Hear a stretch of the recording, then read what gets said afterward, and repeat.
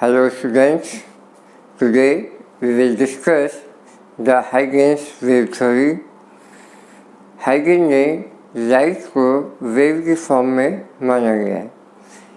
अब जो light wave होती है वो क्या होती है, किस तरह से लाइट का फॉर्मेशन होता है, किस तरह से लाइट वेव प्रोपोगेट करती है, जो प्रोपोगेशन ऑफ लाइट वेव है उसे हम क्या कहते हैं। तो बेसिकली कुछ चीज़ें हैं उनके बारे में हम डिस्कस करेंगे। इससे पहले हमने इंटरफेरेंस को डिस्क्राइब किया था, तो उसके अंदर हमें कोहेरेंट और नॉन कोहेरेंट सोर्सेज की आवश्यकता थी, लेकिन कोहेरेंट और नॉन कोहेरेंट सोर्स ऑब्टेन करने के लिए हमें किस कंडीशन में अपन को ऑब्टेन होते हैं उनको हम एनालाइज करेंगे। तो हाइजेनबर्ग ने क्या कहा है, according to Huygens light is in the form of wave that can propagate in all possible directions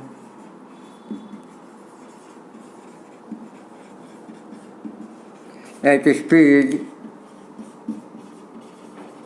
3 into 10 की पावर 8 मीटर पर सेकेंड।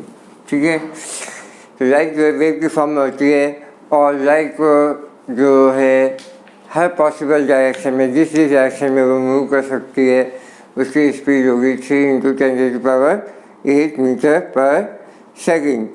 अब इसमें जो है लाइट की जो स्पीड है वो डिफरेंट मीडियम में डिफरेंट होती है। इसके लिए हम लाइट की स्पीड का फॉर्मूला है, speed of light equal to क्या होता है, under root elasticity of medium upon density of medium, right.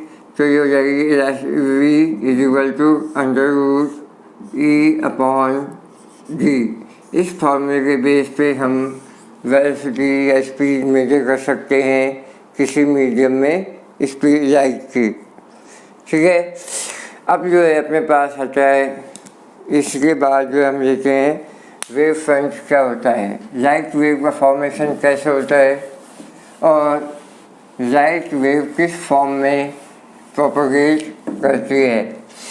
इसके लिए हम सबसे पहले, हमें पता है प्रीवियस क्लासेज में हम स्टडी कर चुके हैं वेव फ्रंट या वेव क्या होती है। वेव फ्रंट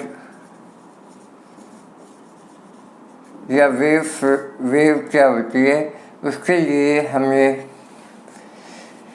स्टडी किया है वाइब्रेटरी और oscillatory disturbance of in a medium known as wave front या वेव। जैसे 11th क्लास में हमने स्टडी किया था, ये अपने पास कोई मीडियम लेते हैं हम, राइट। ये क्या है, जैसे वाटर का मीडियम लिया हमने, मीडियम क्या लिया है, वाटर। अब इसमें हमने जैसे कि स्टोन को ड्रॉप किया है यहाँ पे, तो इसके चारों तरफ जो है ये वेव का फॉर्मेशन होना शुरू हो जाता है। अब ये वेव जो बनती है हमारे पास, ये किस तरह से बनती हैं, इसका एक सीधा सा रीज़न है। सबसे पहले किसी मीडियम में डिस्टर्बेंस पैदा किया जाता है। सबसे पहले क्या किया जाता है, मीडियम में डिस्टर्बेंस पैदा किया जाता है, या वाइब्रेशन या ऑसिलेशन से, जिससे क्या है कि मीडियम के पार्टिकल एनर्जी गेन करते हैं। जैसे ही हमने यहाँ पे स्टोन को ड्रॉप किया तो स्टोन के ड्रॉप होने से यहाँ के इसके चारों तरफ के पार्टिकल एनर्जी गेन करते हैं और गेन करने के बाद अपनी ही जगह पे वाइब्रेशन या ऑसिलेशन करना शुरू कर देते हैं। फिर ये एनर्जी जो है इन पार्टिकल के पास पहुंच जाती है। ये एनर्जी अगले नेक्स्ट पार्टिकल के पास पहुंचती है तो उस पार्टिकल भी अपने प्लेस पर वाइब्रेट करना शुरू कर देते हैं। इसको हम ये कह सकते हैं सिंपली कि डिस्टर्बेंस एक प्लेस से दूसरे प्लेस पर जाए या वाइब्रेशंस किस फॉर्म में, एनर्जी की फॉर्म में डिस्टर्बेंस एक प्लेस से दूसरे प्लेस पर मूव करते हैं और वेव का फॉर्मेशन होना शुरू हो जाता है। अब इसमें देखने वाली बात क्या है बेटा कि ये सारे पार्टिकल जो है इक्वल डिस्टेंस पे हैं। जैसे ये पार्टिकल इक्वल डिस्टेंस से हैं सोर्स से और ये पार्टिकल भी इक्वल डिस्टेंस पे हैं सोर्स से और इनका वाइब्रेशन एक साथ होता है। सेम टाइम पे ये वाइब्रेट करते हैं। इक्वल डिस्टेंस पे प्लेस जो मीडियम के पार्टिकल है वो एक साथ वाइब्रेशन करते हैं क्योंकि वहाँ पर वेव सेम फेज में पहुँचती है, राइट। अब ये पार्टिकल के पास जो है एनर्जी जो है सेम फेज में पहुँचती है जिससे इनके वाइब्रेशन जो है मैक्सिमम क्वांटिटी में एक जगह पर ही ये एक सर्किल के फॉर्म में ये वाइब्रेशन पहुँचते हैं और ये वाइब्रेट करना शुरू कर देते हैं। तो ये तो हम 11th क्लास में स्टडी कर चुके हैं, ये हम ऑब्जर्व करके भी देख सकते हैं। अब जो हम पढ़ेंगे कि लाइट वेव जो है किस तरह से फॉर्म होती है और वो किस तरह से प्रोपोगेट करती है। ये हमारे पास मान लिया कोई बल्ब है या लाइट का सोर्स ऑफ लाइट है। जैसे इसको हम इल्यूमिनेट करते हैं, कोई बल्ब को हमने क्या किया है, इल्यूमिनेट किया है, ऑन किया है, तो ये बल्ब के अंदर जो है क्या होते हैं, एटम्स होते हैं। तो एटम जो है बिलियंस ऑफ क्वांटिटी में होते हैं, ठीक है, बिलियंस ऑफ क्वांटिटी में एटम्स होते हैं। तो वो एटम्स क्या करते हैं, उससे एनर्जी गेन करते हैं और एनर्जी गेन करके उनके एटम ग्राउंड स्टेट से एक्साइटेड स्टेट में पहुंचते हैं और फिर 3 × 10⁻⁸ सेकंड के बाद जो है ये पार्टिकल वापस जो है ग्राउंड स्टेट में आ जाते हैं। जैसे ये अपने पास कोई एटम है, जैसे ही सोर्स इल्यूमिनेट हुआ ये जो है एक्साइटेड स्टेट में पहुंच जाता है। एक्साइटेड स्टेट में जाने के बाद ये वापस जो है ग्राउंड स्टेट में आता है ओनली 10⁻⁸ सेकंड के बाद। तो ग्राउंड एक्साइटेड स्टेट और ग्राउंड स्टेट दोनों की एनर्जी के बराबर डिफरेंस के एनर्जी जो है इसमें से रिलीज होती है, ठीक है। तो ये कहलाते हैं ऑसिलेशन, यानी कि एटम जो है सोर्स के अंदर क्या करते हैं, ऑसिलेट होते हैं और ऑसिलेशन के कारण क्या है, इसमें डिस्टर्बेंस पैदा होता है और ये डिस्टर्बेंस आसपास के एनवायरनमेंट में पहुंचता है, ठीक है, समझ में आया। तो ये डिस्टर्बेंस जैसे नियर बाई ये अपने पास है, सेम डिस्टेंस पे जो एटम्स हैं, ये मीडियम के पार्टिकल से सेम डिस्टेंस है, तो यहाँ पर ये एक साथ जो है पहुँचते हैं। वाइब्रेशन या एनर्जी बोल सकते हैं, वाइब्रेशन भी बोल सकते हैं, ऑसिलेशन भी बोल सकते हैं। ये जो है इक्वल डिस्टेंस पे पहुँचते हैं तो यहाँ के पार्टिकल्स जो है एक साथ वाइब्रेशन करना शुरू कर देते हैं। फिर ये आगे पहुँचते हैं तो वहाँ के पार्टिकल्स भी एक साथ वाइब्रेशन करना शुरू कर देते हैं। तो इक्वल डिस्टेंस पर जो पार्टिकल्स हैं वो एक साथ वाइब्रेट होते हैं और वाइब्रेट होने के कारण वहाँ पे जो है वेव का फॉर्मेशन होता है। वेव जो है धीरे धीरे आगे प्रोपोगेट होना शुरू हो जाती है। तो इसमें हम क्या कहेंगे कि locus of path of particles of medium vibrate in same phase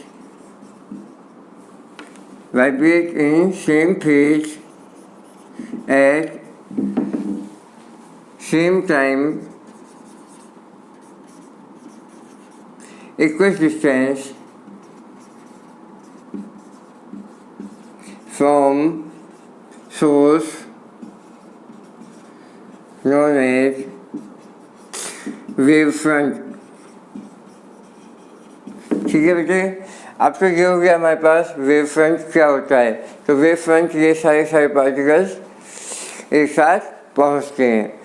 अब जो है अपने पास ये आती है बात कि जो हमारे पास सोर्सेज हैं, डिफरेंट सोर्स हैं, एक तो ये सोर्स है और एक ये सोर्स है। तो दोनों से जो मिलने चलने वाली वेव है वो उनके बीच में फेज डिफरेंस सेम होता है या नहीं होता है टाइम के रेस्पेक्ट में। अब ये सोर्स है और ये सोर्स है, जो टू डिफरेंट सोर्स से हम कोहेरेंट वेव ऑब्टेन कर सकते हैं या नहीं कर सकते हैं। उसके लिए अपने पास क्या रीज़न है कि टू डिफरेंट सोर्स कभी भी कोहेरेंट वेव का प्रोडक्शन नहीं कर सकते हैं, क्योंकि इन सोर्स के अंदर जो एनर्जी का फॉर्मेशन है या लाइट वेव का जो फॉर्मेशन है, ये लाइट वेव जो two different sources can not produce coherent waves because the production of light wave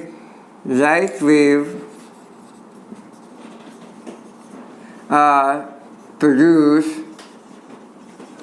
by oscillation of billions of atoms।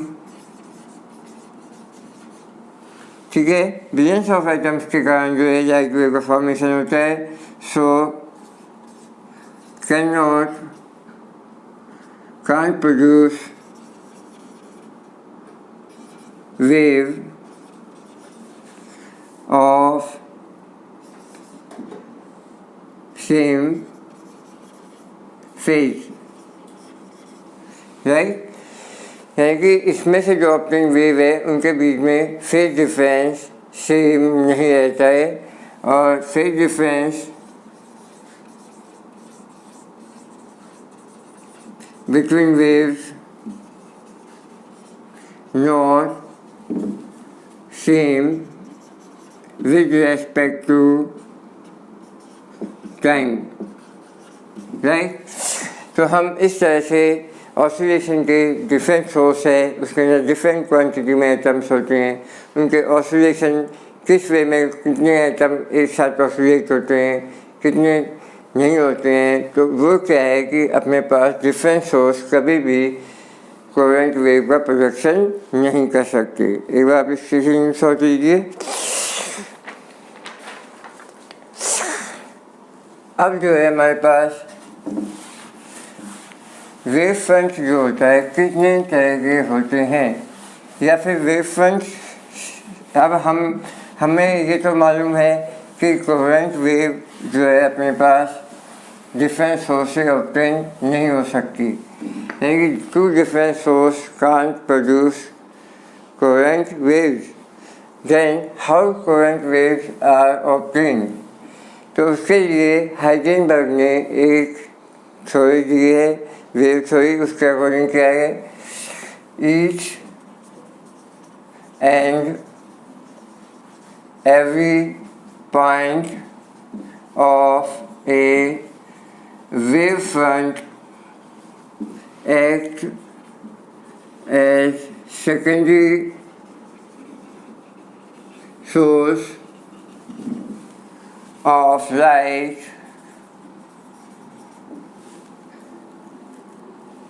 that produce light and produced wave known as wavelets। यानी कि ये हमारे पास source है, ये क्या है, source of light है। ये क्या है, अपने पास स्फेरिकल वेव फ्रंट प्रोड्यूस करता है। तो इसमें जैसे अपने पास ये सेम डिस्टेंस पे है, यहाँ पर जो पार्टिकल्स है वो सेम फेज में वाइब्रेट होते हैं। तो ये जो है इस तरह से अपने पास हर पॉइंट जो है एक स्फेरिकल वेव फ्रंट का फॉर्मेशन करता है। ठीक है, फिर ये वेव फ्रंट आगे जाते हैं। तो कोई भी नियरेस्ट 2 पॉइंट ले लिए जाए तो हम जो है कोहेरेंट वेव का फॉर्मेशन हो जाता है। तो एक मोनोक्रोमेटिक सोर्स, मोनोक्रोमेटिक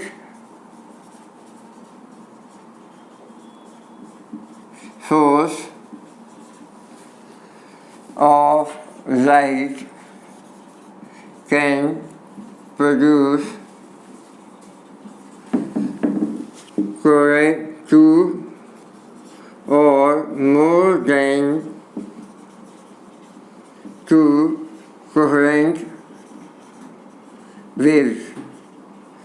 अब हम इनमें से जैसे हमने यहाँ पर एक स्लिट लगा देते हैं, एक पॉइंट यहाँ पर, एक पॉइंट यहाँ पे, तो यहाँ से जो वेव निकल रही है इनकी शेप भी कैसी होगी, मेन सोर्स के जैसी होगी। इस तरह से अपने पास ये बोथ इस तरह से वेव फ्रंट ऑब्टेन हो जाएंगे और इन सोर्स से निकलने वाली जो वेव होगी कोहेरेंट वेव होंगी। तो यानी कि किसी वेव फ्रंट के डिवीजन से, किसी एक वेव फ्रंट के डिवीजन से कई जो है हम कोहेरेंट सोर्स ऑब्टेन कर सकते हैं। राइट, अब जो है अपने पास मेन चीज़ ये आती है कि कितने तरह के कोहेरेंट और कितने तरह के वेव फ्रंट होते हैं। अब वेव फ्रंट जो है कई तरह के होते हैं, जिनमें से हम मेनली जैसे लेते हैं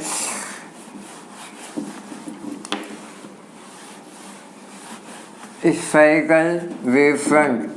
जैसे वो पॉइंट सोर्स है, पॉइंट सोर्स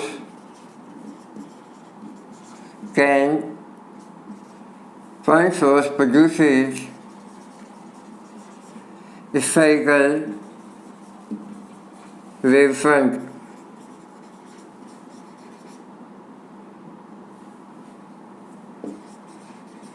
ठीक है, because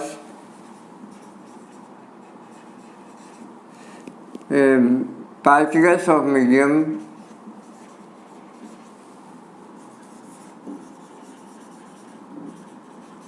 at equidistance at same time vibrates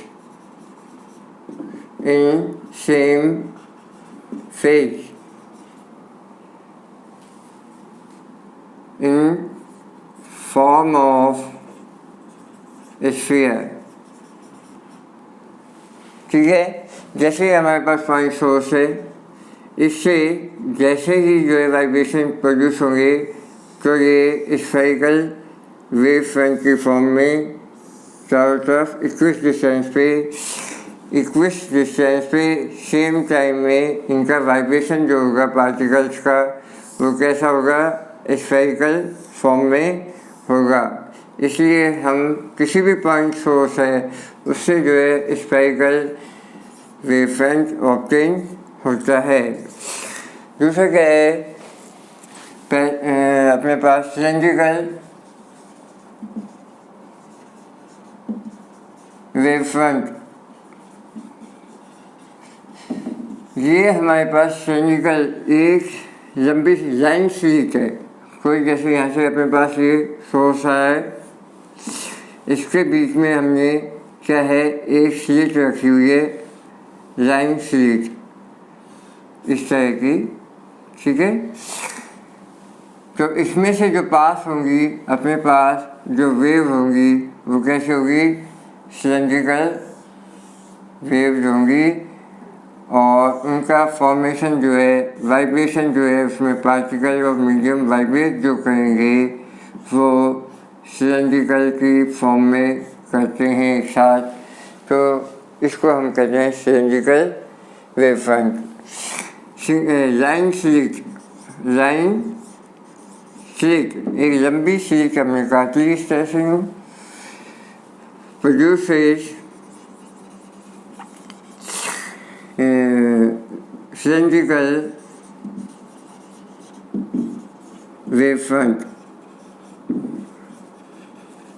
ठीक है, इसमें क्या होता है, particles of medium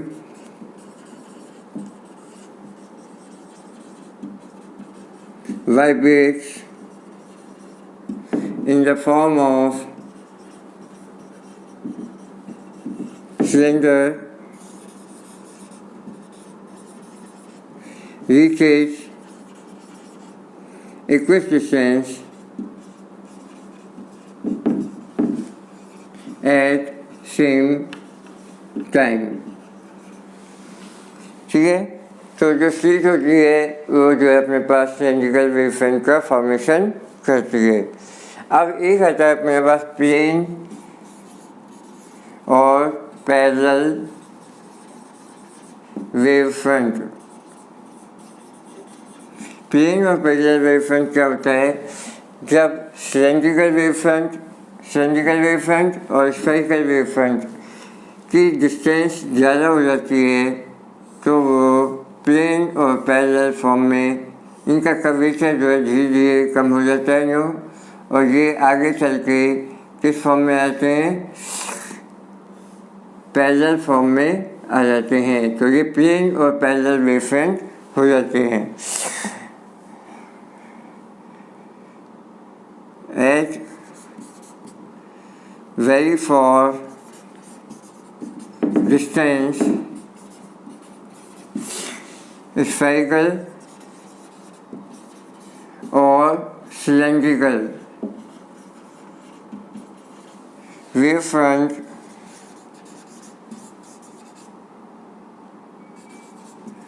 decreases their curvature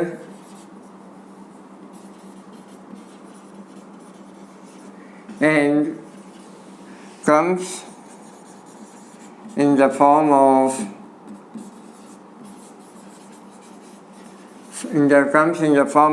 plane